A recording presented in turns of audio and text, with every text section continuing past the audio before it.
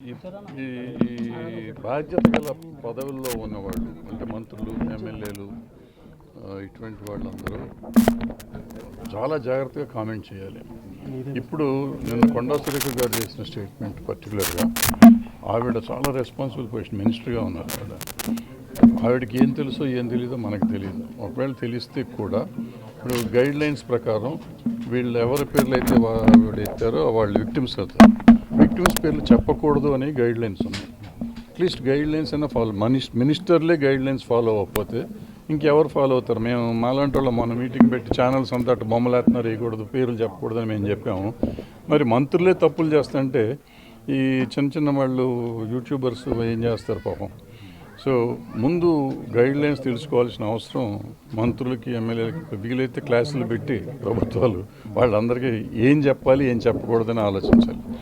అయిపోయినాక టార్గెట్స్ చేసి, సినిమా వాళ్ళని టార్గెట్ చేసి చెప్పడం అనేది చాలా తమాషా అయిపోయింది, ఈజీ అయిపోయింది. అంటే వీళ్ళు ఏం చేసినా ఊరుకుంటారు, ఏం చేసినా పడతారు అనేది చాలా ఎక్కువగా ఉంది వీళ్ళందరికీ. ఇది రైట్ కాదు. నిజంగా ఊరుకున్నంతకాలం ఊరుకుంటారు. తిరగబడే రోజు వచ్చినప్పుడు ఎప్పుడైనా తిరగబడతారు. తిరగబడే రోజు రాకుండా ఉండాలని, తిరగబడే పరిస్థితికి తేకుండా ఉండాలని వీళ్ళందరినీ రిక్వెస్ట్ చేస్తున్నారు. ఇప్పుడు ఒక ఏకతాట మీదకి వచ్చారు, ఇది చాలా శుభపరిమాణం అంటున్నారు. కానీ అప్పుడు చంద్రబాబు వాళ్ళ వైపు తిట్టినప్పుడు అప్పుడు ఎవరో మాట్లాడలేదు ఎందుకని ఒక క్వశ్చన్ వస్తుంది. దానికి దీనికి సంబంధించి సినిమాని గురించి కదా మనం మాట్లాడుతున్నాం. అంటే అప్పుడు సినిమాని గురించి కదా మనం సినిమాని గురించి మాట్లాడుతున్నాం. మన ముఖ్యమంత్రి అంటావు, చంద్రబాబు అంటావు, తెలుగుదేశం అంటే ఇవన్నీ కాదు. మనం రాజకీయాల్లోకి వెళ్ళబోకున్నాం. మనం ఇక్కడ ఉన్నాం కదా.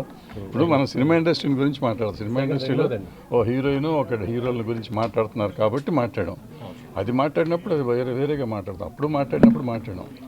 జానీ మాస్టర్ వైఫ్ ఒకటి కంప్లైంట్ చేశారు కమిటీకి, అంటే తన పర్సనల్గా ఒక కంప్లైంట్ ఇవ్వడం జరిగింది. దాని మీద ఏంటి సార్ ఇప్పుడు ఏం జరుగుతుంది? అంటే కమిటీకి కంప్లైంట్లు తీసుకోవాలి. కమిటీకి వాళ్ళ విట్నెస్లు తీసుకుంటాం కానీ కమిటీ రిపోర్ట్స్ ఏం తీసుకోవాలి. ఆవిడ రిపోర్ట్ ఇచ్చింది ఛాంబర్కి ఇచ్చాను. జానీ మాస్టర్కి బెయిల్ సంబంధించి బయట పెట్టే అవకాశం మీరు అంటే మాది రిపోర్ట్ వచ్చినాక బయట పెడతాం. రిపోర్ట్ రావాలంటే టైం పడుతుంది. Take some time, few days రాగానే. ప్రధానంగా ఒక ఆరోపణ అంటే జానీ మాస్టర్ మీద మీరు పదవిని తొలగించారు కానీ ఆ అమ్మాయి కార్డు విషయంలో ఎలాంటివి తీసుకోలేదు అనేది ఒక విమర్శ ఉంది. దాని మీద ఏం చేయాలి? కార్డు ఆ రోజు చెప్పాను, కార్డు ఇస్తున్నామని చెప్పారు. కార్డు యూనియనే చెప్పింది, నేను చెప్పాను మధ్యలో.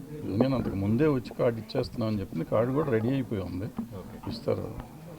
బట్ మిగిలిన సాల్వ్ అయినాక ఎవరు శిక్ష పడాలి, ఈ అమ్మాయికా ఆ అబ్బాయికి అనేది తెలియదు కదా మనకి. ఇంకా అది ఏం శ్రీరెడ్డి వడ్లిపి అక్కడ కూర్చున్నప్పుడు కూడా మీ కమిటీ కూర్చోలేదు. జానీ మాస్టర్ విషయంలో ఎలా కూర్చున్నారు? ఒక జానీ మాస్టర్ విషయంలోనే ఎందుకు ఇంతగా స్పందించారు అని మీరు అనుకుంటే నా తప్పు కాదు. మీకు తెలియని విషయాలు మీరు ఎక్కువ మాట్లాడవచ్చు. నట్టి కుమార్ కూడా అదే కామెంట్ చేశారు. ఆయన అంటే ఆయనకి సమాధానం చెప్పాల్సిన అవసరం లేదు. ఇప్పుడు మేమేం చేస్తున్నాం అనేది మీకు తెలియదు. మీరు తెలుసుకుంటే మాట్లాడండి. If you have enough knowledge or enough evidence in that, please speak. I will speak out. కొన్ని మేము చెప్పకూడదు అనుకున్నా చెప్పాలనుకునే చెప్తాం. ఇది కూడా మీడియాలో ముందు వచ్చింది కాబట్టి ఆ రోజు ప్రెస్ మీట్లో క్లియర్గా చెప్పాము. బయటకు వచ్చింది కాబట్టి మేము మాట్లాడాము, లేకపోతే మేము మాట్లాడమని చెప్పాం. మాట్లాడకూడదు కూడా, ఇప్పుడు కూడా మాట్లాడకూడదు. సో అంతే తప్ప మీరు చేయలేదు, ఏం చేయలేదు, ఈ చేయలేదు అంటారని ఆ రోజు ప్రెస్ మీట్ పెట్టాల్సి వచ్చింది. ఆల్రెడీ మేము చేస్తున్నాం బాబు అని చెప్తానికి మీరు చేయలేదంటే నేనేం చెప్తాను? Thank you.